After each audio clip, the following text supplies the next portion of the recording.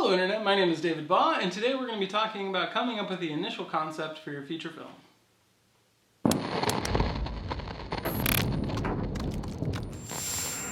Alright, so you're coming up with the initial idea for your feature film.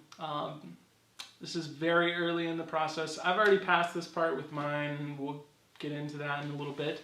But just generally speaking, some things that you could do in order to help make things easier on yourself.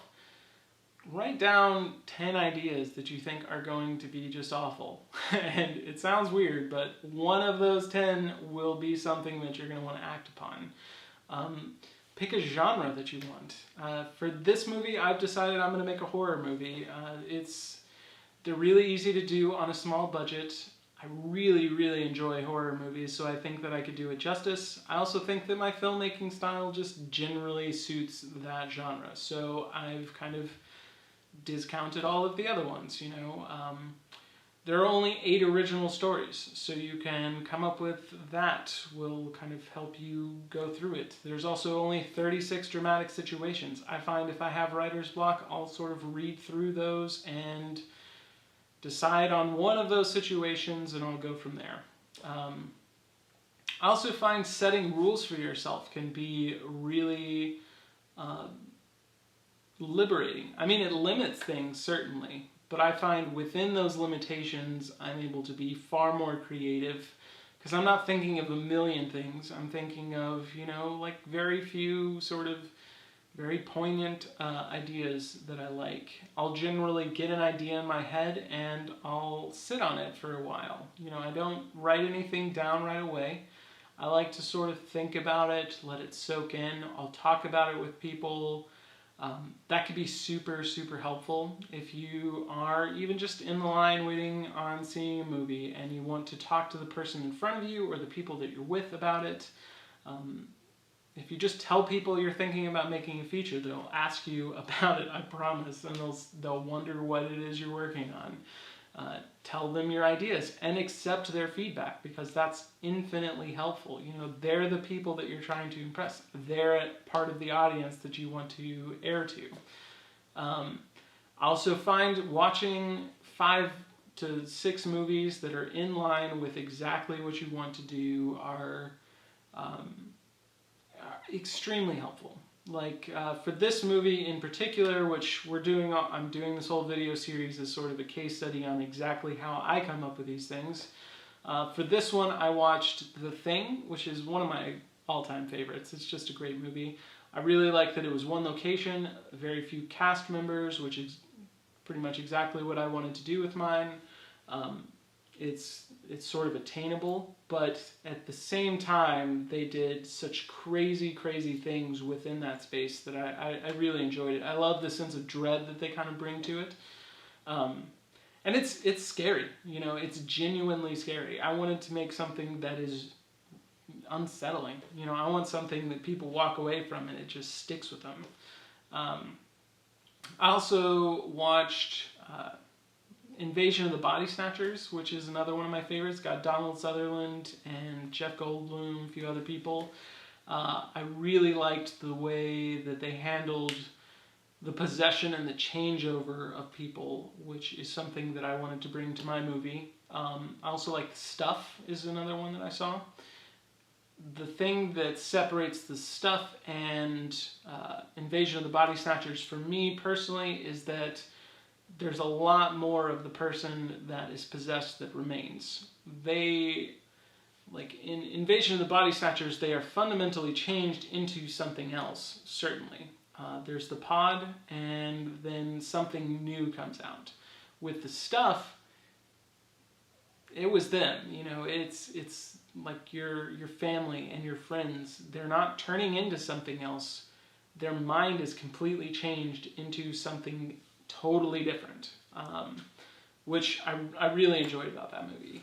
Another one I watched was The Possession of Michael King. I feel like as far as possession movies go, it's a pretty standard sort of trope that people go through.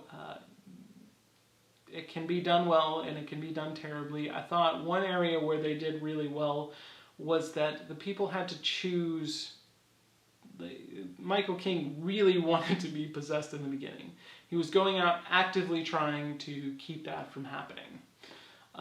Another thing that I wanted to do with this movie is I wanted to have competent protagonists. I hate horror movies where the whole thing rests on stupid college kids that just can't function in an emergency situation.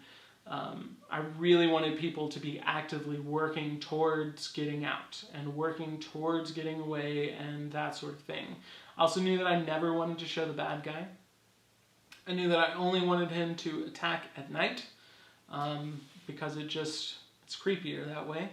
I wanted it to be sort of supernatural as well. I don't want to do just a sort of straight-laced horror movie where it's a slasher flick where somebody escaped from an insane asylum and now is attacking some sorority, which I've watched a lot of movies that are like that and I definitely enjoy them, but if I'm going to make a movie, I want that thing to be super unsettling. I want it to stick with people. I want people to be genuinely afraid of what's going to happen next. And so that's something that I wanted to bring to this movie. But I'll generally let that sit for a few weeks. In the past when I've written scripts, it sort of came to me, it kind of clicked. And I immediately knew, I really like this feeling. I want this feeling to be transferred to the whole story. And then I start thinking, what are the best characters to put in that? What are the best antagonists to put in it? What sort of obstacles would get me to the place that I want to be? With this one, I knew that I wanted it to be unsettling. I knew that sort of general feeling that I wanted to bring to the audience. And so I let that sit. I watched a lot of movies that are in line with that sort of feeling, and I kind of just thought about it a lot. I mean, it sounds simple, but you want to find an idea that is going to stick with you for months or years that this type of process can take, and so you don't want to just act on an idea that's not fully fledged. You want to make something that you can let it sit with you and let it grow on you and let it kind of get in deep. Because you're going to find out pretty early on, hey, I really like that idea. That may be good for something else. It may fits in with this, but it's not right for a movie all on its own. Which happens to me all the time. I'll have ideas that I really enjoy and they're not ready yet. Maybe they're just not the one to do right this second. So I give it some time to make sure it's not just a fluke or just something that I'm coming up with. I really think about these things fully, and then once I've gotten to a place where I feel like I sort of know, not necessarily exactly where it's going to go, I don't need to know every single scene that I'm going to place in it, but I like to know a lot about it, and I like to have a very good indication of whether or not it's something that I can see all the way through. Because oftentimes you'll start thinking about something and it'll be great, and elements of it will be awesome. I find I pick and choose from a lot of different scripts usually when I'm kind of working on these sorts of things. But don't get in over your head and don't start something that you're not going to be able to finish, is, I guess, the important lesson to take from this. But we'll get more into exactly what this movie entails in our next video.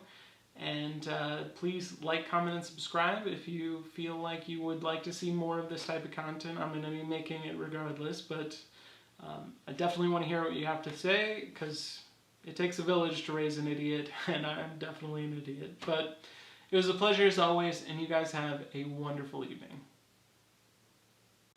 Hello Internet, my name is David Baugh, and I wanted to talk to you today about the start of something new.